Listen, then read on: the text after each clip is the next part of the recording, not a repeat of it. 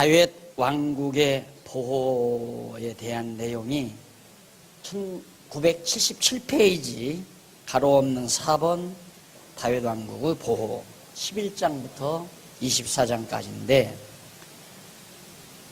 여러분들이 제 강의를 들을 때 항상 내용을 듣는 데서 그치면 안 됩니다. 내용을 듣는 데서 그치면 공부 하나마나 아무 의미가 없어요. 내용만 들으면. 그럼 뭘 요구하는 건가? 생각의 틀을 바꿔야 돼요. 생각의 틀을 어떻게 바꾸나 내가 하나 예를 들어드릴 테니까요. 우리들이 보편적인 그냥 대중적인 보편적인 생각의 틀은 어떠냐면 하나님하고 인간, 나예요. 이게 상대적으로 놓고 있어요. 그래서 내가 악을 행하면 하나님이 나에게 저주하고, 그렇죠? 내가 악을 행하면 하나님은 따라서 나에게 저주를 하고, 내가 왜 악을 위에다 썼지? 선을 행하면 하나님은 복을 준다. 다 이거예요. 다. 이것이 신학적으로는 펠라기아니즘이라고 해요. 펠라기우스가 주장한 펠라기아니즘. 가장 기독교의 최대의 적이 펠라기우스거든요. 신학에 있어서 가장 최대의 적이 펠라기우스예요. 펠라기우스는 인간이 악을 택하고 인간이 선을 인간이 택할 수 있다. 이게 이제 펠라기우스가 말하는 거고, 알미니우스는 여기다 하나 더 붙인 거예요. 인간이 스스로 잘 선택해서 선하게 살고 선택 잘못하면 악하게 산다. 인간의 의지에 달려있다. 여기다가 알미니우스는 하나 더 떠서, 그런데 거기만 끝나는 게 아니라 하나님이 악하게 사는 자에게는 저주하고 선하게 사는 자에게는 복을 준다. 이것이, 그러니까 하나님이 없다고 생각하는 사람은 바로 이거죠. 펠라기우스주의. 완전히 내가 선을 택할 수 있고 악을 택할 수 있다. 철저한 자유의지를 인정하는 겁니다. 그런데 이제 예수를 믿는 사람, 소위 이제 신앙을 가졌다는 사람, 특히 우리 한국교회 대부분의 대중적인 모든 지도자들이나 성도들은 이거예요. 여기다 붙이는 거예요. 하나님을 빼면 안 되잖아요. 하나님이 있다. 무슨 소리야? 하나님 계신데. 하나님이 계신데 인간이 악을 행하면 저주한다. 그리고 인간이 선을 행하면 복을 주고. 여러분들도 그렇게 생각하고 있죠? 이 틀을 그냥 가지고 제 강의 백날 들어야 필요 없어요. 틀을 바꿔야 돼요. 어떻게 바꿔야 되느냐? 하나님과 인간과의 관계는 이런 상대 관계가 아니에요. 상대적인 관계가 아니라 절대적인 관계죠. 하나님, 우리 인간, 수직 관계란 말입니다. 수직 관계. 그렇기 때문에 하나님께서 내가 이 세상 살아가는데 출생해서 죽는 날까지, 이거 하나님이 여기 다 주관을 하신다 이 말입니다. 다 주관하신다.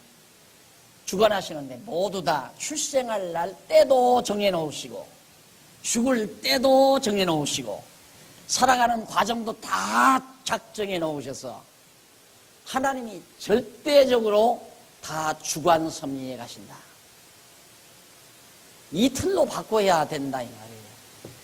제가 8학기 동안 성도대학에서 강의하는 이유는 이 틀 하나 바꾸어 드리려고 강의하는 거예요. 죽어도 안 바뀌어요 이게. 죽어도 안 바뀐다니까. 왜? 내 자존심, 인간 자존심 무너나니까. 그러니까 하나님하고 맞서서 하나님 내가 잘할 테니까 복 좀 줘야 됩니다. 천만의 말씀. 하나님은 절대자예요. 하나님과 인간관계는 절대관계지 이렇게 상대관계가 아니에요. 이건 철저히 누구를 본위로 하느냐?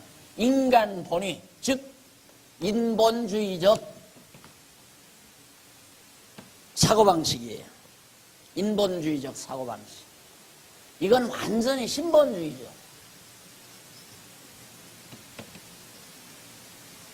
신본주의. 하나님 본위의 사고. 이게 지금이라도 확실히 믿어지면 이제 공부 내일부터 안 나오셔도 돼요. 결국 이 생각의 틀 하나를 여러분 바꿔드리기 위해서 4년 동안 고생을 하는 겁니다. 근데 내 이론으로 그런 게 아니라 성경을 확인해야 할 거 아니에요. 정말 그런가.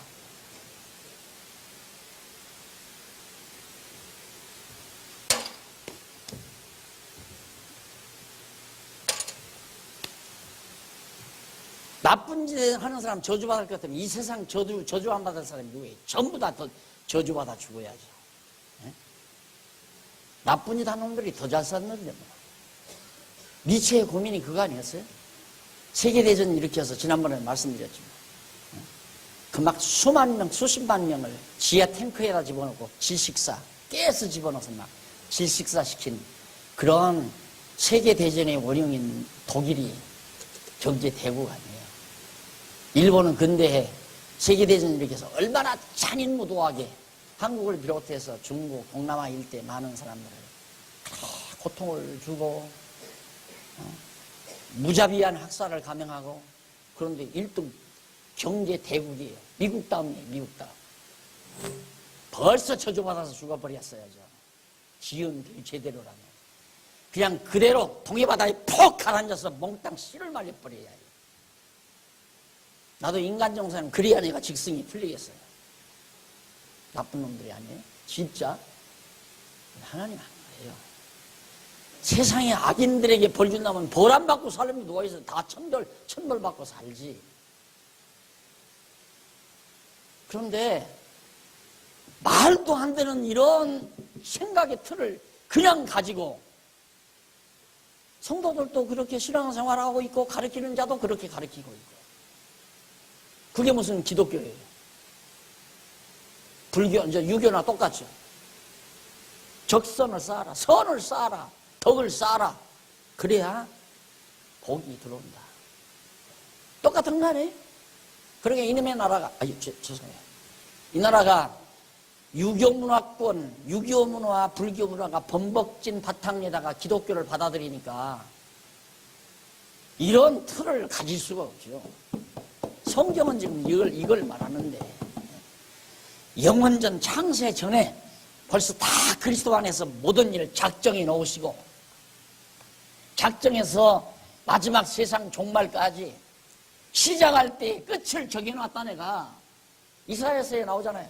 나는 만사를 시작할 때 끝을 정해놓고 끝을 향해서 직선적으로 역사를 진행한다 이거예요.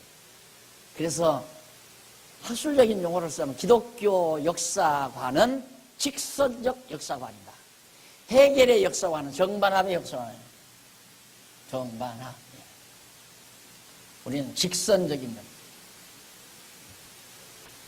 인본주의자들의 역사관은 내가 하게 달렸다. 내가 역사 방향을 이쪽으로 가면 이리 갈 수 있고 또 이쪽으로 돌리면 이리 갈 수 있고 이쪽으로 돌리면 이리 갈 수 있고 이리 돌리면 이리 갈 수 있고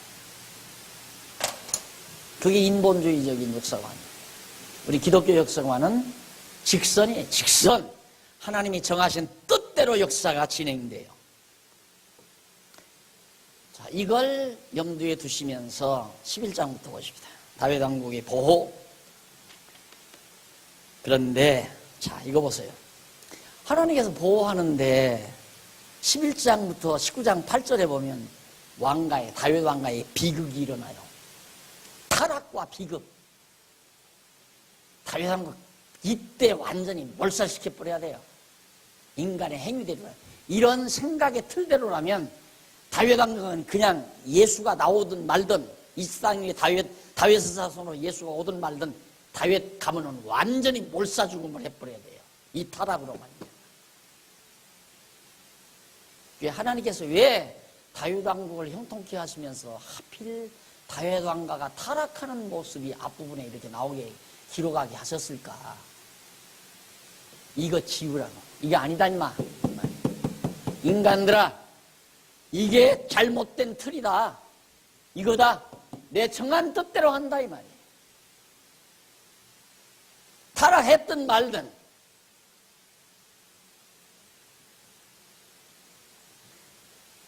양쪽 가락 1번 한번 보십시다. 79페이지. 왕가의 타락 장면이 나오는데 11장부터 14장 24절까지 타락이에요. 근데 그것도 타락이 누가 먼저? 왕 다윗부터 벌써. 타락할 만하죠. 좋잖아요.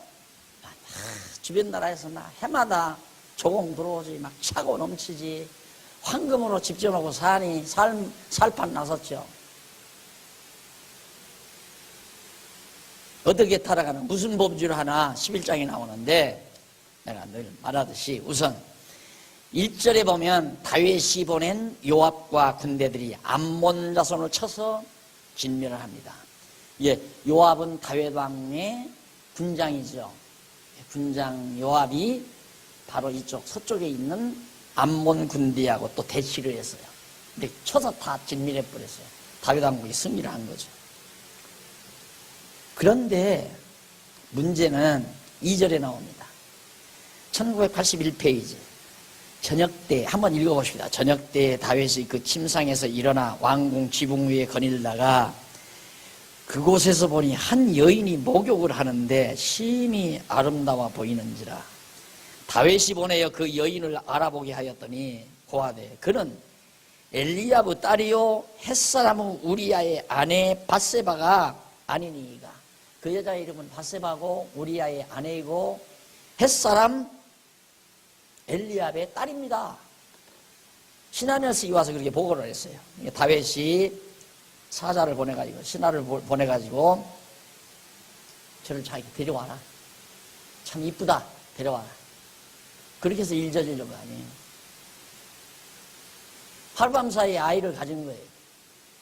그래 이제 다윗이 그때야 정신이 나서 고민이 되는 거예요. 이거 어떡하나. 꾀를 부린 것이 죽을 꾀를 또 부리는 거죠. 지금 그 우리야 그 여인의 남편은 지금 전쟁터에 가서 전쟁하고 있단 말입니다. 그러니까 특별휴가 줘라 명령을 내린 거예요. 그 특별휴가를 줘라. 그래서 우리야가 특별휴가를 받아가지고 온 거예요. 와서 왕 앞에 와서 다윗에게 인사를 하고 나니까 그래 수고했다. 가서 집에 가서 편안히 좀 쉬었다 가거라. 휴가를 즐기라. 그건 이제 그게 누구 자식인지 모르게 하려고 그 짓을 한 거란 말입니다.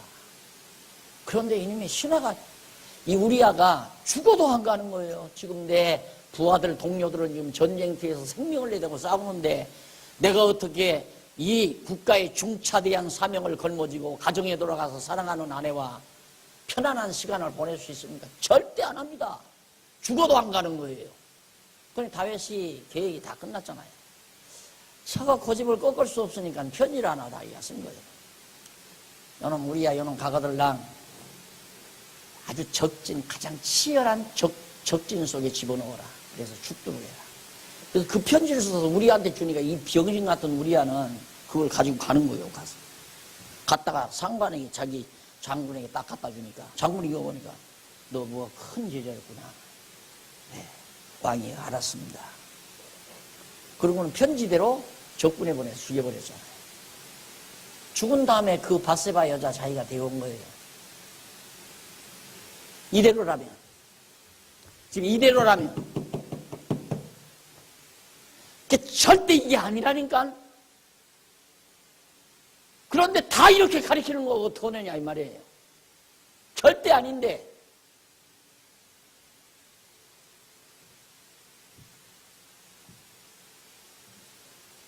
그러니까 전부 하나님은 다 빠져버리고 교회에 전능하신 하나님에 대한 메시지는 없고 인간이 어떻게 충성하느냐, 어떻게 하나님 앞에 일을 잘하느냐, 봉사를 잘하느냐, 얼마나 하나님 앞에 정말 잘 보이느냐, 이쪽에다가 전부 포커스를 맞춰가지고 성도들에게 얘기를 하니까 성도들은 하면 할수록 고달픈 거죠. 이게 이만하면 좀 마음 드나 안 드나 생각해 보십시오. 늙은 총각 녀석이 오랜만에 아가씨를 하나 봤는데 참 마음에 든단 말입니다. 첫날 미처 준비를 못해가지고 첫날 우물우물 그냥 적당히 어디 설렁탕 한 그릇 뗐다 이 말입니다. 근데 그 다음 또 만나자니까 나오는 거예요. 그런데 이 여자가 전혀 눈길을 안 주는 거야. 나오기는 나오는데 그 다음에는 이제 아주 요리를 시켜가지고 또 먹어봐요. 그런데도 필요 없어. 선물 공세를 해도 필요 없어. 마음에 드는지 안 드는지 얼마나 감질나겠어요. 마찬가지죠. 우리 성도들이 하나님 앞에서 마음에 들게 하려고 별짓을 다 해도 이만하면 하나님 마음에 드나. 근데 사업이 안 풀려. 야, 이것도 마음에 안 든다고 뭘 어떻게 하나. 그래서 예수 믿기가 고달프다는 얘기예요. 해도 끝이 없으니까. 그런 예수를 뭐하러 믿어? 네? 그런 예수를 뭐하러 믿느냐고요. 솔직히 우주와 만물을 창조해서 주관하시는 하나님이 우리가 전 재산 다 바쳐서 이 예배당 하나 지어놨다. 그 하나님하고 무슨 관계가 있어요, 이게? 예? 우리가 편안히 앉아서 공부해서 좋은 거지. 하나님과 무슨 관계가 있느냐고요. 근데 그거 해놓고 폭주기를 기다리고 있다 이거야. 교인들이. 그리고 그렇게 가르치고 있고 또.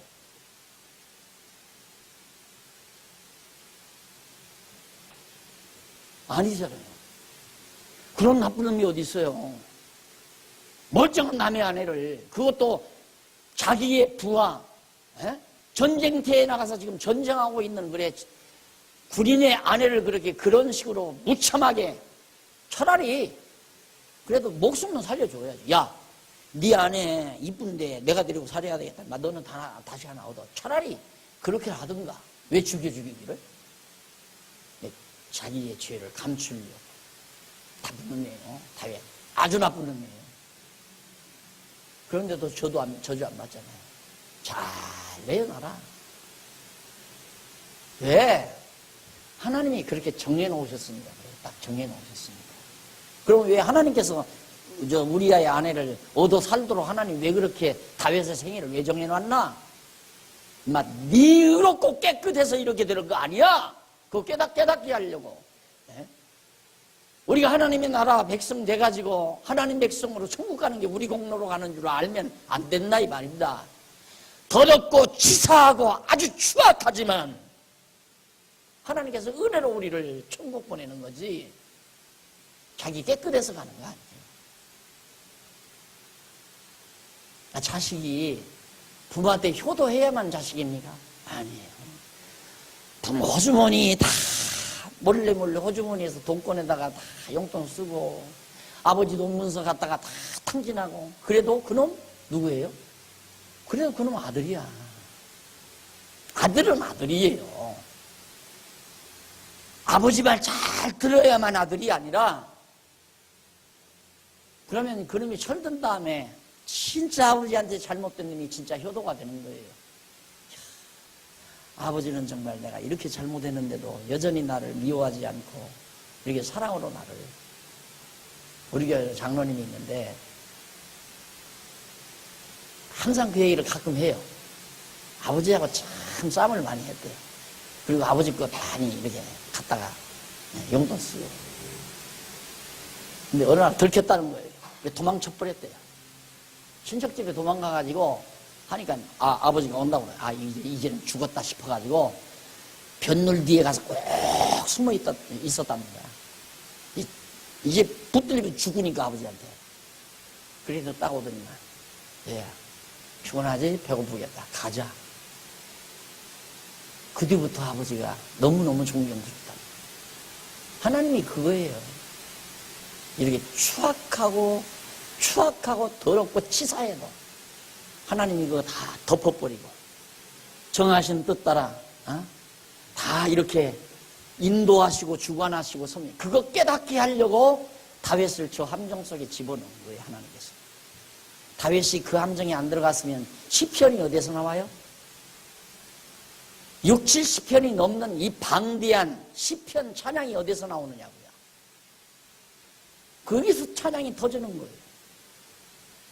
안 그러면 찬양이 왜 나와요? 아버지가 뭐 별 볼 일 없는데 아버지에 대한 깊은 사랑이 깨달음이 없는데. 그런데 죽을 죄를 졌는데도 안 죽이고 살려주는 것에 대해서 너무너무 감동스러우니까 아버지가 자랑스럽잖아요. 거기서 바로 다윗에게서 엄청난 찬양이 나온 거예요. 시편이 다 다윗이 부르는 찬송이 거의 태반 아니에요? 하나님께서 우리 인간을 왜 지었나? 하나님의 찬송이 되게 하시려고, 우리들로 하여금 하나님을 찬송케 하려고 우리를 지었다 이거예요. 이게 찬송케 하는 방법이 바로 이거예요. 다윗으로 하여금 아주 치사한 놈 만들어놔가지고 그래도 하나님 그거 다 덮어버리고 다윗에게 약속하신 언약대로 그대로 형통케 하고 영화롭게 하고 견고케 만들어줍니다.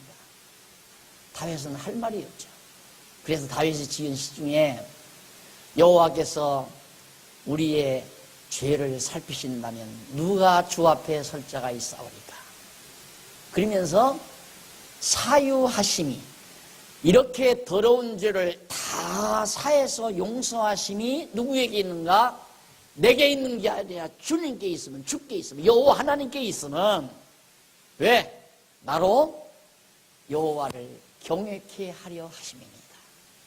여호와 하나님 경외하라고 이 더러운 죄인 죽이지 않고 다 용서해 줬다. 죄 없는데 용서해 주면 어떻게 용서해요? 죄 없으면 어떻게 용서해 줘요? 인간은 그래야 깨닫는다니까. 그래야. 그러니까 이제 쉬워지만은 아무리 미소를 던져도 전혀 끄떡없는 여자, 자기 아내로 꼭 삼아야 되겠는데, 여러분 해수욕장 놀러 갈 때 짜잖아요, 친구들하고. 야, 저만큼 데리고 가서 그냥 물에 빠뜨려버려. 그럼 내가 가서 건져내서. 그 아가씨를 데리고 이제 저 바다 안으로 쑥 들어가서 그냥 모른 하고 그냥 쑥 나와버려요. 그럼 그 안에서 막 죽는다고 난리 칠 때 이놈이 싹 들어가서 그냥 착 끌어안고 와서 입에다 대고 막 이미 끝난 거지 뭐. 그래야 깨달아요. 그래야 깨달으니까 인간이. 예, 여러분 죄 많다고 좌절하지 마세요. 아무리 땅 위에 사는 동안은 엄청난 죄가 있다 해도 좌절하거나 절망하지 말고 약해지지 말라 이 말입니다. 하나님의 구속의 은총을 깨닫는 순간 그것이 도리어 은혜를 더 많게 하는, 은혜의 감동을 더 크게 만드는 중요한 요소입니다.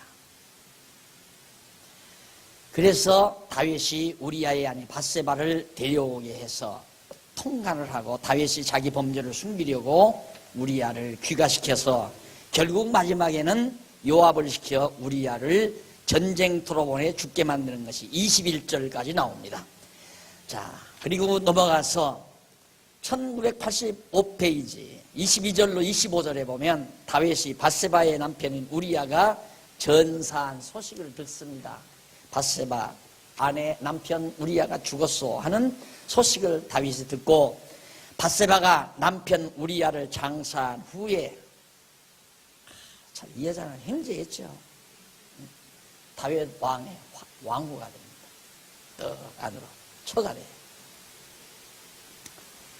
이런 사건이 있은 이후 1987년 아니 1987페이지 동그라미 안에 2번 여호와의 진노와 위로. 여호와께서 막 진노를 해요. 그러면서 또 위로를 해요. 이게 이제 바로 하나님의 택한 백성에 대한 하나님의 자태죠. 12장 1절로 4절 거기 보면 나단이 다윗의 범죄를 부자 행동의 예를 들어서 설명을 합니다.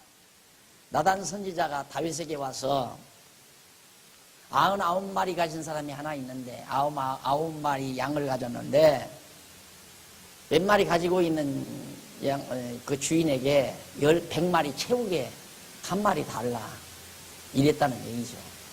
그건 너 아내가 없어서 남의 아내 뺏어 사느냐 이 말이에요. 그래가지고 다윗이 요가 물을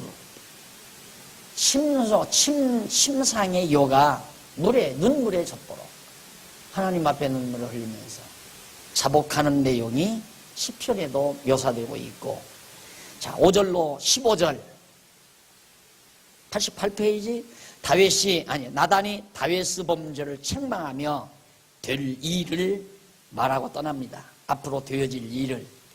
자, 우선 이쪽 조금 보십시다. 89페이지 5절로 6절 나오죠. 나단의 말을 듣고 크게 노하여, 이걸 뻥 한 놈이 화낸다는 얘기예요. 뻥 한 놈이 화내면 돼요? 나단의 말을 듣고 자기가 왜 화를 내요? 다윗이 자기가 화를 낸단 말입니다. 크게 놓아여 4배나 갚아주어야 한다고 호령을 합니다. 그러면서 7절로 9절 나단이 다윗의 악행을 지적하며 책망하는 여호와의 말씀을 전합니다. 7절로 9절 한번 읽어볼까요? 나단이 다윗에게 이르되 당신이 그 사람이라, 당신이 바로 그 양새끼 한 마리 달라고 하는 사람이다. 이스라엘의 하나님 여호와께서 이처럼 이르시기를 내가 너로 이스라엘 왕을 삼기 위하여 네게 기름을 붓고 너를 사울의 손에서 구하고 네 주인의 집을 네게 주고 네 주인의 처들을 네 품에 두고 이스라엘과 유다 족속을 네게 맡겼느니라. 만일 그것이 부족하였을 것 같으면 내가 네게 이것저것을 더 주었으리라. 아니, 선왕 사울이 데리고 있던 동료라든가 아내라든가 네 아내도 많고 그 부족했으면 나한테 더 달라고 그러지. 그래 왜 남 죽이고 사느냐, 뺏어오느냐, 그 얘기거든요. 또 이 말 듣고 몇 더 데리고 살아도 되는구나 이렇게 하지 말라고 그랬지. 내가 왜 그 얘기 다 했어요. 그러한데 어찌하여 네가 여호와의 말씀을 업신여기고 너 보기에 악을 행하였느냐, 나 보기에 악을 행하였느냐. 네가 칼로 햇사람 우리야를 죽이되 암몬 사람의 칼로 죽이고 그 철을 빼앗아 네 철을 삼았도다. 이제 네가 나를 업신여기고 햇사람 우리야의 철을 빼앗아 네 철을 삼았은즉 칼이 네 집에 영원히 떠나지 아니하리라 하셨고, 여호와께서 또 이처럼 이르시기를 내가 네 집에 재화를 일으키고 내가 네 처들을 가져 네 눈앞에서 다른 사람에게 주리니 그 사람이 네 처들로 더불어 백주에 동심하리라. 결국 이걸 징계라고 해요. 징계.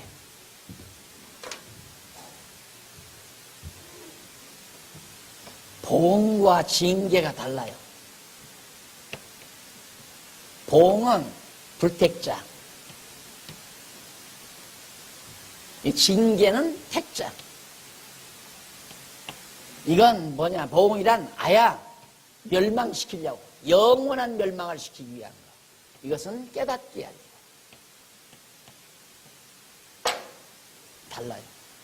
하나님께서 다윗으로 하여금 잘못을 깨닫고 하나님의 은혜에 감동을 받게 하기 위해서 채찍, 사랑의 징계를 내린다는 얘기입니다. 그래서 진짜 다윗 왕가의 칼이 안 떠나요. 이제 앞으로 역사를 보면 하나님께서 언약한 대로 다 해지는 거죠. 그것도 마찬가지예요. 단순히 죄를 징계하는 데 목적이 있는 것이 아니라 하나님께서 그렇게 한다고 말씀하시고 그 말씀대로 이루어지므로 전능자 하나님은 언약하시고 언약대로 이루시는 여호와시다. 이걸 깨닫게 하기 위한 걸 아닙니다. 자, 넘어갑니다.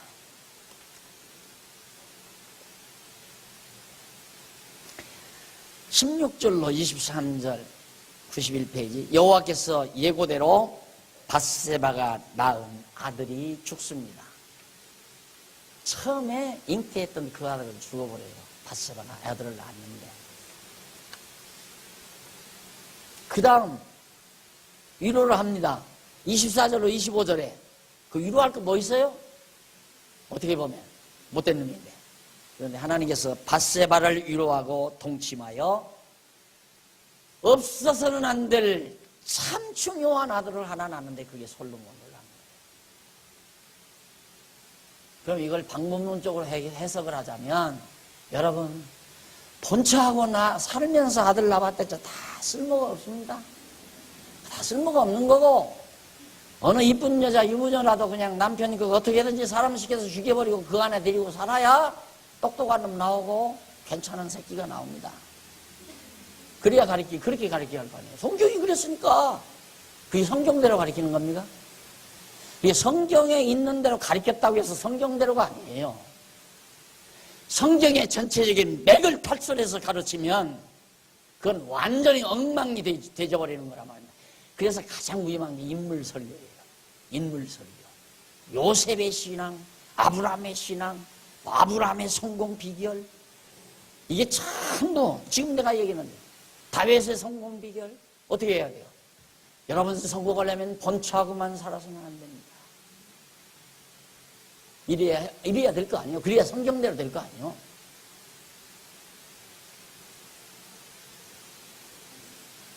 나는 하니까 이런 걸 정난하게 이렇게 얘기하지, 아니면 그냥 슬쩍슬쩍 넘어가요. 왜? 이걸 어떻게 얘기해, 이거 하나도 못하겠고, 또 다윗이 위대하다고 계속 가르치려 하는데 이것도 얘기했다가는 또, 예? 그래서 지금 이스라엘 유대인들이 구약 성경에서 이런 부분들을 자꾸 삭제한대요. 이런 부분들을. 창피하잖아요. 다윗이 성왕이라고 지금 자기들은 받들었는데, 다윗을. 그런데 다윗이 이러한 추행이 있으니 이런 문서들은 자꾸 삭제해요. 이래서 진리예요. 사실대로니까 진리죠. 솔로몬 안 낳았으면 누가 왕이 돼요? 하나님께서 솔로몬 낳게 해서 성전, 이스라엘 민족사에서 최대로 위대한 업적, 화려한 일, 이 전무후무한 최고의 지혜자, 솔로몬 전에도 없고 후에도 없는 인물이라고 그랬어요. 그렇게 똑똑한 아들을 낳고 싶지 않은 사람이 누가 있겠어요? 다 낳고 싶지. 어떻게 해서 그렇게 낳나? 남의 하나 뺏어 살아야 그런 아들이 나온다. 방법론 말하면 그렇게 얘기할 수밖에 없잖아요. 왜? 은혜인 줄 알게 하는 거예요. 너 좋은 혈통 타고나서 그렇게 된 거 아니야. 그렇게 추악한 속에서 태어났어도 내가 너를 다 황금판으로 씌워서 영화롭게 만들었다. 성전 지을 때 그렇게 하잖아요. 조각목 다 쓸모없는 가시, 왜 밑에 전시실에 보면 조각목 막 가시 다닥다닥 있는 거 있죠? 그게 조각목이라는 거예요. 그런 조각목을 다 이게 잘라가지고 매끈하게 해서 거기다가 황금으로 판을 만들어 딱 씌워요. 그렇게 해서 성전의 제목으로 다 썼어요. 솔로몬이 마음이 착하고 위대하고 좋은 혈통 타고나서 그렇게 쓴 거 아니에요. 아주 조각목처럼 몹쓸 인간이지만 하나님이 가다듬어서 그렇게 영화롭게 쓰시는 하나님의 능력을 우리에게 보여주기 위해서. 자, 26절로 31절에 보면 다윗이 군사들을 모아서 람바성을 쳐서 노량물을 취합니다. 그래도 여전히 다윗이 전쟁만 하면 이기지 않아요. 예? 그러니까 다윗을 때릴 때 사람의 막대기로만 때린다고 해요. 사람의 막대기. 이게 징계예요. 보응은 사람의 막대기가 아니에요. 이건 하나님의 무서운 진노로 쳐버리는 거죠. 멸망시키기 위해서. 근데 다윗만 범죄하는 줄 알았더니 그 직구서 뻔하죠. 13장. 자녀들까지 또 저 아버지 본받지 누구 본받을 거예요? 안 그래? 자식들은 다 부모 보고 배우는 거예요. 자식들 하는 거 보면 부모 알아요. 여기 여러분들 애기 데리고 왔는데 애기들이 볼펜 자루 물고 돌아다니면 저놈 아빠가 담배 피우는구나, 아니면 저 엄마가 피우는구나. 교회 일 때는 안 피워도 집에서는 가끔가다 피는가 보다. 나라도 알지 그거?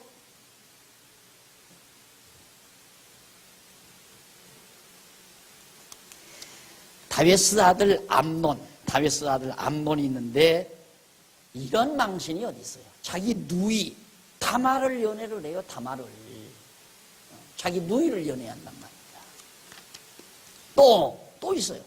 암논이 계략대로 그 누이를 다말을 유혹해서 결국에는 동침을 해버려요. 그리고 15절로 19절 98페이지 암논이 다말과 동침한 후에 그를 미워해가지고 또 내쫓아버려. 집구석 잘 되죠? 이게 왕궁에서 일어나는 거예요. 그런데 그 나라에 그런 놈의 다윗 왕궁에 무슨 놈이 하나님이 복을 내려? 이대로의 틀이라면? 예?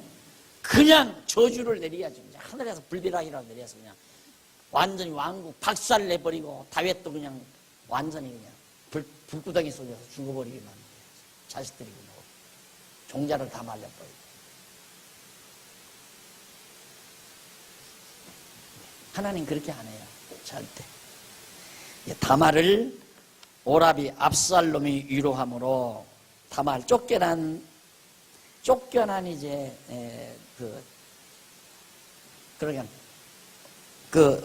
암논한테 당하고 결국 쫓겨나는데 다른 압살롬이라고 하는 아들이 또 하나 있는데 압살롬은 가서 살랑살랑 누이를 위로를 합니다. 오라비 압살롬. 그래서 그걸 보고 다윗이 분노를 합니다. 분노할 거 뭐 있어요? 지나 똑같은 건데. 자기보다는 차라리 낫지 죽이지는 않았잖아요. 그러니까 집안에서 이런 일이 일어나니까 다윗이 열받는 거죠. 23절로 29절 오라비 압살롬이 암논을 잔치에 오도록 청해서 죽인 결국은 암논을 죽이잖아요. 암논이 죽어요. 압살롬이 가만히 보니까 자기 형제 암논이 못된 짓 했잖아요. 이놈이 어떻게 누이를 갖다 저렇게 만들었냐. 누이가 불쌍하고 그러니까 의분이 발동해가지고 압살롬이 잔치를 딱 배설해 놓고는 제 형제 암논을 데려다 놓고는 죽여버리고 말았어요. 형제간에 칼부림이 난 거예요. 칼이 안 떠난다고 해도 칼이 안 떠나잖아요. 칼 일어나잖아요. 세상 하나님이 이렇게 참 무자비할 수 있어요? 그래서 어느 학자가 기독교 신은 너무 무자비해서 좀 믿기가 싫다. 너무 무자비하다. 전쟁을 일으켜서 막 몇만 명, 몇십만 명씩 막 죽이는 전쟁을 이 역사서에 보면 그게 나오죠. 어떻게 하나님이 그렇게 무자비하냐. 네, 인간은 그러지 아니하면 여호와 하나님은 살아계심을 못 깨달아요. 결국 이 모든 역사가 전능하신 이런 하나님이 만사를 다 주관하시는 하나님임을 깨닫게 하기 위한 하나의 교육 방법이에요. 교육 방법. 우리들이 그걸 도덕적으로 평가하고 인간의 잣대로, 인간의 도덕적인 잣대로 하나님이 하시는 일을 평가한다는 건 우스운 거죠. 말도 안 되는 얘기죠. 그래서 다윗이 아들들로 인하여 참 아들들 보니까 참 근심이 이루 말할 데 없잖아요. 근심함으로 요나답이 위로를 합니다. 저희가 길에 있을 때 압살롬이 왕의 모든 아들을 죽이고 아들들을 막 압살롬이 다 죽여요. 그리고 하나도 남기지 아니하였다는 소문이 아들놈이 막 압살롬이 암논을 죽이니까 또 다른 형제들이 일어나 그놈 또 죽이고 막 해서 소문이 다윗에게 이름에 왕이 곧 일어나서 그 옷을 찢고 땅에 엎드러지고 그 신복들도 다 옷을 찢고 모셔선지라 다윗의 형 시므이의 아들 요나답 다윗의 형 시므이의 아들 조카죠. 그러니까 요나답이 고하여 가로되 내 주여 소년 왕자들이 다 죽임을 당한 줄로 생각지 마소서 오직 암논만 죽었으리이다. 저가 압살롬의 누이 다말을 욕되게 한 날부터 압살롬이 결심한 것이니이다. 그러하온즉 내 주 왕이여 왕자들이 다 죽은 줄로 생각하여 쾌념치 마시옵소서. 암논만 죽었나이다. 예. 다윗이 아들 다 죽은 줄 알았다. 그러다가 이제 위로를 받게 되죠. 이 다윗의 아들들이 모두 다 돌아오고 압살롬만 도망을 가버렸습니다. 왜? 압살롬이 이제 암논 형제를 죽여놓고는 아버지한테 혼나게 생겼으니까 압살롬이 도망가요. 여기에 이제 화근이 있는 거예요. 압살롬이 가만히 생각하면 자기 살 길은 아버지를 대적하는 일밖에 없잖아요. 그래서 아버지를 왕궁에서 내쫓아버리고 자기가 왕자에 앉고 싶은 거예요. 그래야 자기 목숨이 편안할 것 같습니다. 그래서 그런 비운의 역사가 다윗 왕가에 일어나게 됩니다. 그래서 아들 압살롬이 그 술로 도망간 사실을 다윗이 매우 슬퍼합니다.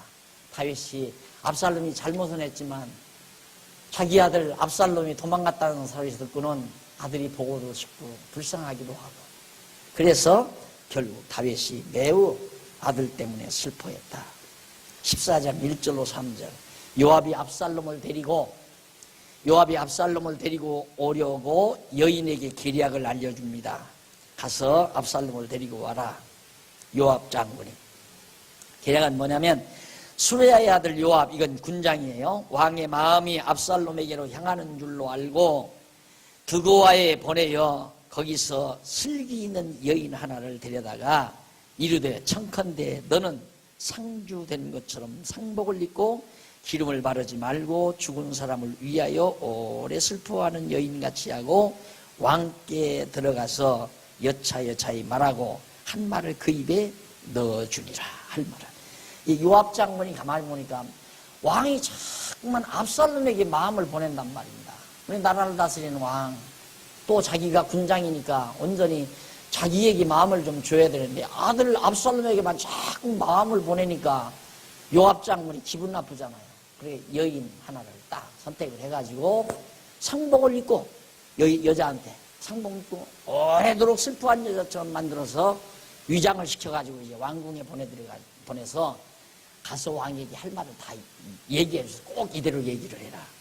그래가지고 4절로 11절에 보니까 슬기 있는 여인은 요압이 말한 대로 다윗 왕에게 다 고합니다.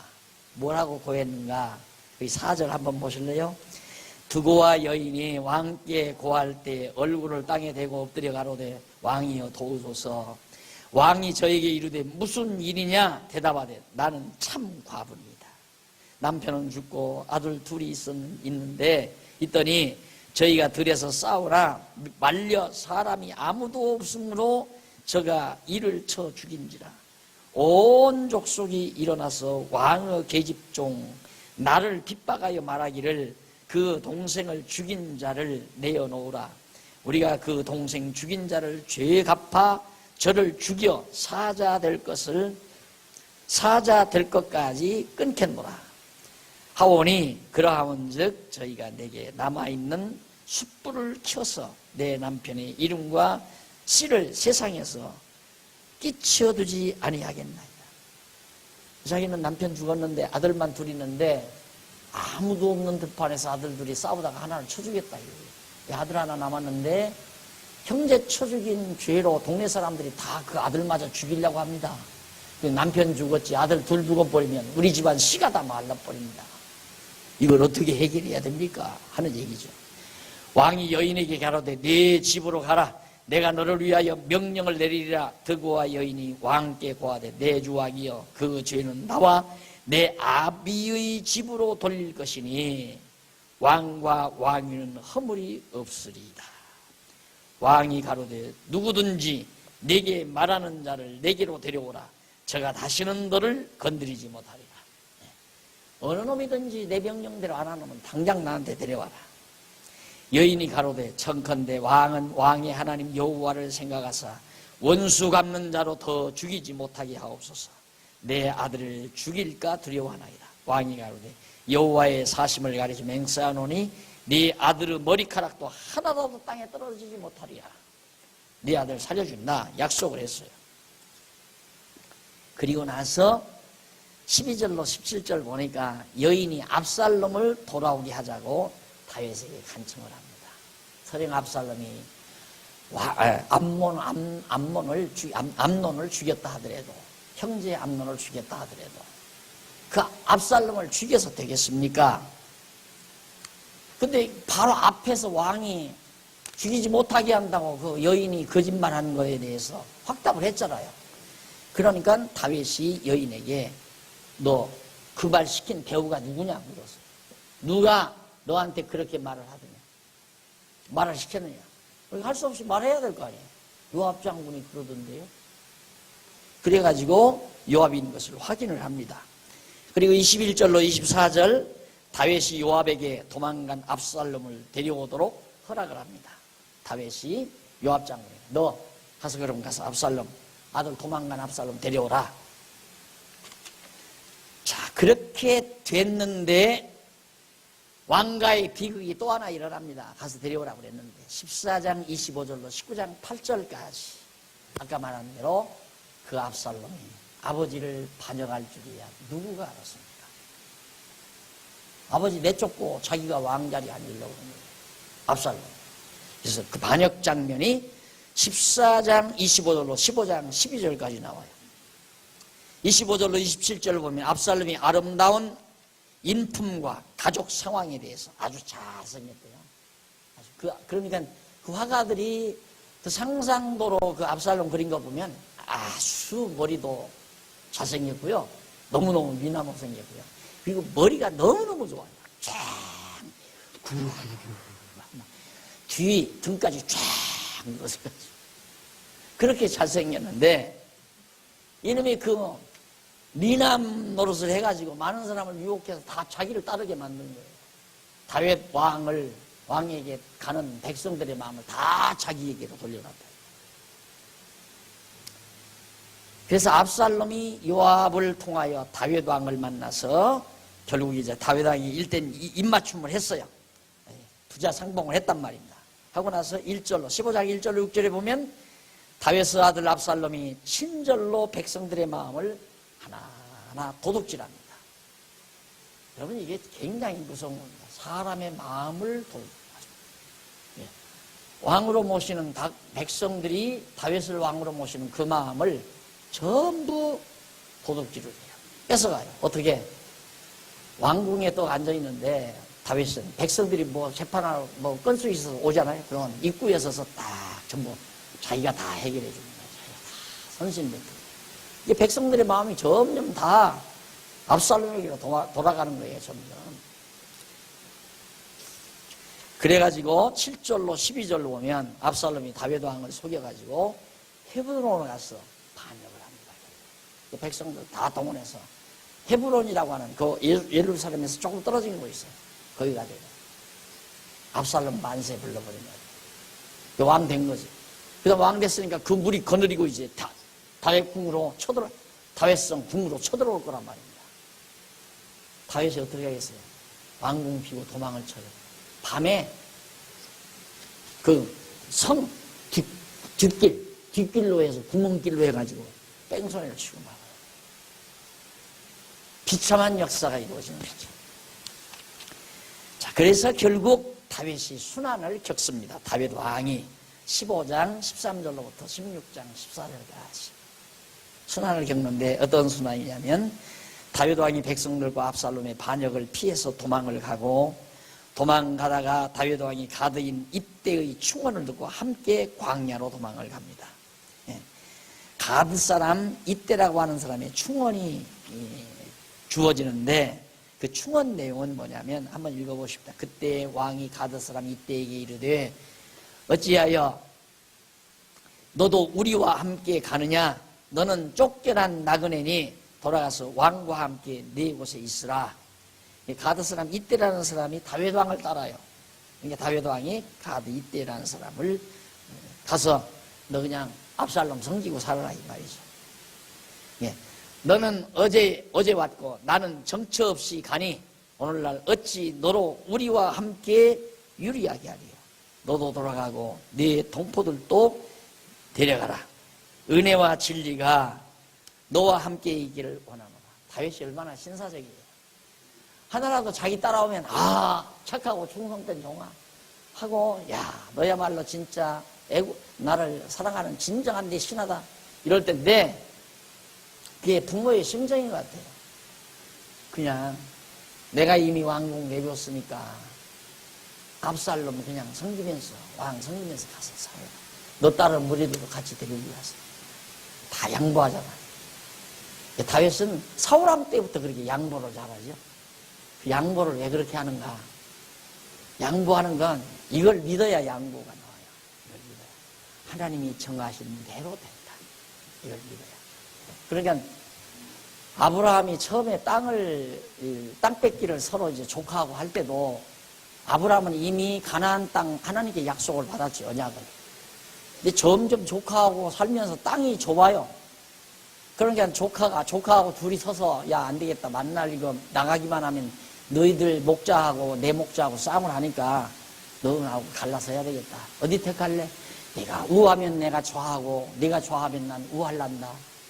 싸움할 필요 없어요. 그런데 묘하게 조카 롯의 마음이 어디로 가야 되냐면 저쪽 동쪽으로 향하는 거예요. 그쪽이 풀밭이 너무 좋거든요.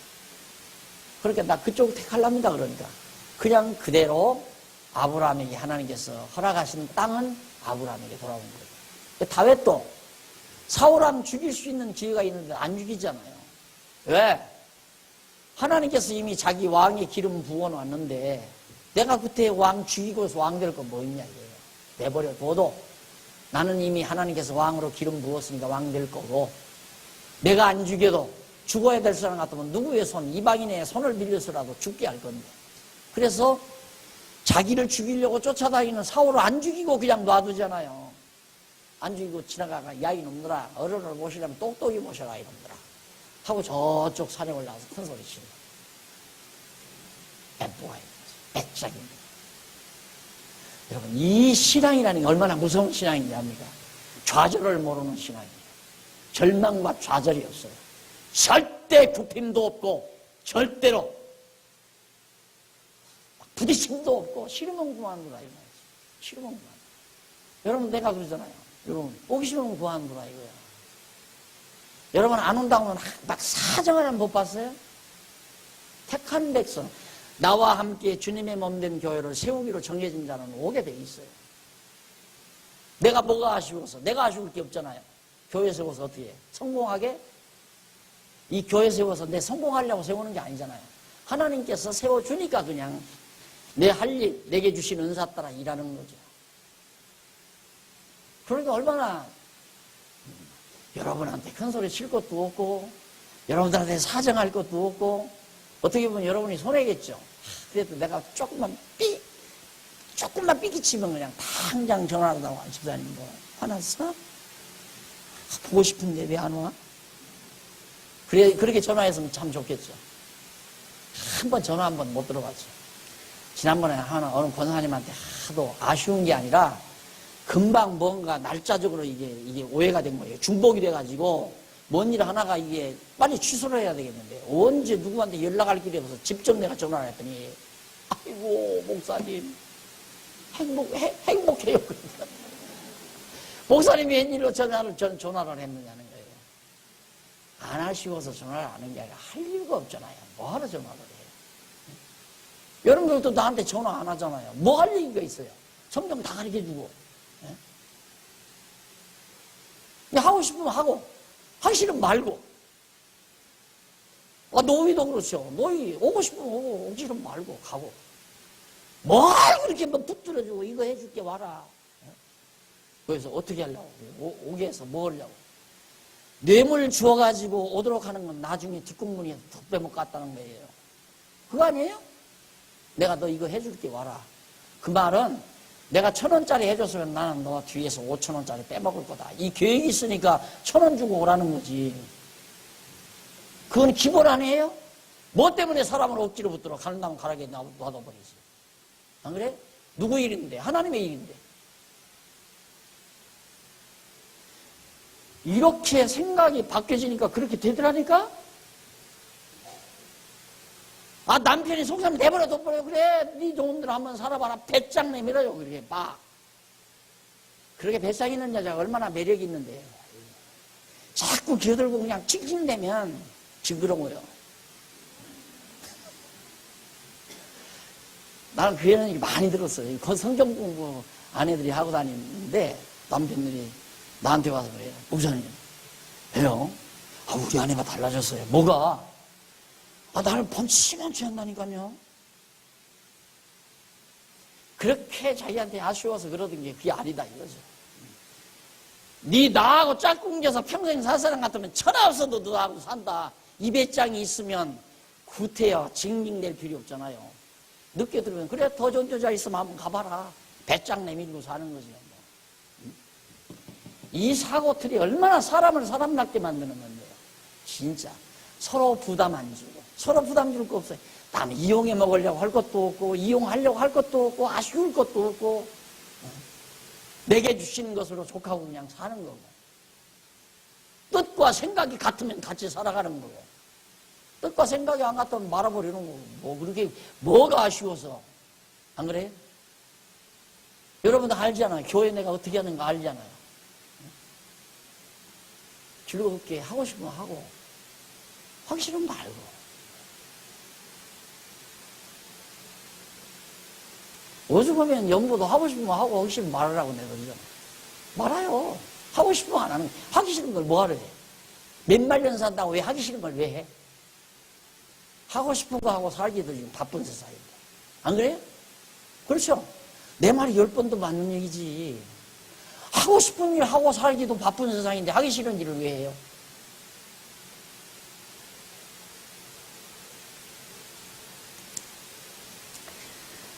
자, 문제가 생깁니다.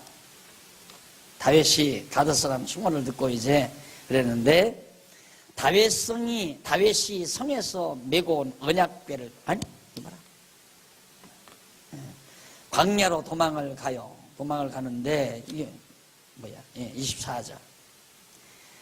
사독과 그와 함께한 모든 레위 사람이 하나님의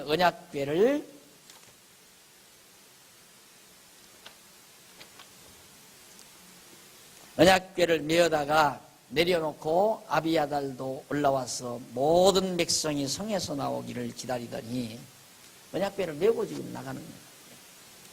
왕이 사독에게 이르되 하나님의 궤를 성으로 도로 메어가라. 만일 내가 여호와 옆에서 은혜를 얻었으면 도로 나를 인도하시사 내게 그 궤와 그 계신 데를 보이시리라. 예루살렘 성에서 언약궤를 메고 이제 나가니까 다윗이 가만히 생각하니까, 그거 메고 갈 거 뭐냐? 그냥 갖다 도로, 아들놈 압살롬이 쳐들어왔지만 갖다 도로 넣어둬라. 왜 그러냐면 하나님이 정하신 뜻 같으면 내가 도로 그 언약궤 있는 데로 내가 도로 갈지 어떻게 하느냐. 뜻 아니면 내가 메고 나가도 필요 없다 이거죠. 얼마나 철저히 이거 아니에요. 다윗의 사고방식이 철저히 이거예요. 근데 도로 갖다 놓잖아요. 도로 갔잖아요. 나중에 다윗이 도로 들어갔잖아요. 왕궁. 뒤에 보면 이제 들어가는 장면이 나와요. 30장, 37장, 30절로 37절, 다윗 왕이 울며 가다가 후세를 만나서 정탐자로 보냅니다. 후세란, 다윗이 참 슬프지요. 아들놈한테 배신당해서 도망을 치다 보니까. 그래서 후세라는 사람을 만나서 그거 좀 정탐 좀 해라. 압살롬 그 왕궁 사정이 어떤지. 그리고 이제 갔는데 다윗 왕이 무비보셋의 사화의 후대에 속아서 담례를 해줍니다. 거기서도 또 다윗을 속이는 놈이 있어요. 무비보셋의 사화의 후대에 후대라는 사람에게 속아서 담례를 해줍니다. 16장 1절로 보면, 16장 뭐가 그렇게 쏘았느냐면 2절 봅시다. 왕이 시바에게 이르되 네가 무슨 뜻으로 이것을 가져왔느냐. 건포도 100송이를 가져왔는데, 여러분 실과 가져왔는데, 시바가 이르되 나귀는 왕의 권속들로 타게 하고 떡과 실과는 소년들로 먹게 하고 포도주는 들에서 곤비한 자로 마시게 해 주십시오 하려 함이니이다 하고 뇌물을 잔뜩 가져온 거예요. 이 후대라는 사람이. 그게 속아서 너 살려주마. 그렇게 담례를 한 겁니다. 그랬는데 결국 5절로 8절에 보면 넘어가서 사울의 족속 시므이가 다윗 왕을 저주하고 조롱을 합니다. 이놈은 또 반대예요. 다윗에게 뇌물 주는 게 아니라 다윗을 저주하고, 너는 이제 끝났다. 아들한테 왕궁도 뺏기고 이제 네 세대는 끝났다 해가지고 막 봐버린 거죠. 9절로 14절, 아비새가 시므이를 죽이려는 것을 다윗 왕이 만류를 합니다. 그놈 생각해보세요. 왕궁에서 지금 나오면서 슬퍼가지고 나오는데 꼴 좋다 비웃었으니, 아직도 그래도 왕의 서슬이 있잖아요. 저놈 해버리면 그냥, 그래도 따르던 신하들이 가서 그냥 끝내줘 버리던데, 저놈 쳐버리니까 그러냐. 내버려둬라. 내버려둬라. 이것도 여기에 나온 거예요. 내버려둬라.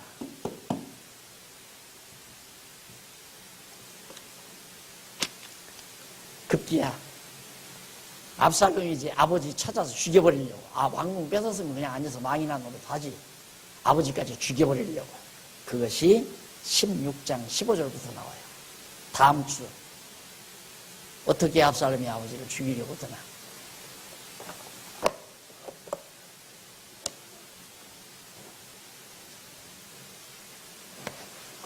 기도하십시다.